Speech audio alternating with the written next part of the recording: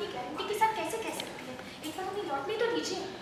तो अगर ऋषि आता ना तो वो खुद कॉल करके बता। हम शहरी बाबू को साथ में लेके आएंगे, इसका क्या मतलब होता है? इसका मतलब ये है कि हमारा मजाक बन रहा है यहाँ पर। वो लड़की को सब कुछ पता है। अरे आप ही बताइए ना। अरे दादा भाई खुद कॉल नहीं कर सकते थे क्या? और हमारे पास भी तो पुलिस का कांटेक्ट है ना। और पुलिस ने तो खुद बोला है कि उनके पास कोई जानकारी नहीं है, उन्हें कुछ भी नहीं पता। दैट मीन्स कुछ नहीं पता है, लेकिन उस लड़की को सारी चीजें पता है। हमारे साथ ही मजाक हो रहा है। यहाँ पे क्या हो रहा है सीरियसली कुछ समझ में नहीं आ रहा है। उस लड़की ने बताया भी नहीं कि वो सब कहाँ है। अगर वो लोग ठीक होते तो बता देते ना कि हम लोग ठीक हैं। कुछ फोन भी नहीं किया। मुझे लगता है ऋषि के साथ जरूर कोई एक्सीडेंट हुआ है। हाँ, खतरे में है वो।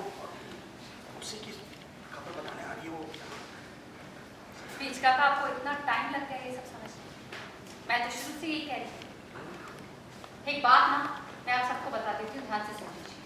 ये जो भी डिजास्टर हुआ या जो कुछ भी हुआ है, ये तब हुआ जब वो वहां थी। उसके जाने के बाद सब कुछ हुआ है। तो इसका मतलब ये बनता है कि वो लड़की शुरू से हमें हिंट दे रही थी। समझ रहे हैं ना? प्लीज ऐसी बातें मत करना। प्लीज रिक्वेस्ट है, कुछ मत बोल। तो कुछ भी सोच के ना अपनी इमेजिनेशन से कुछ भी बोलती जा रही है।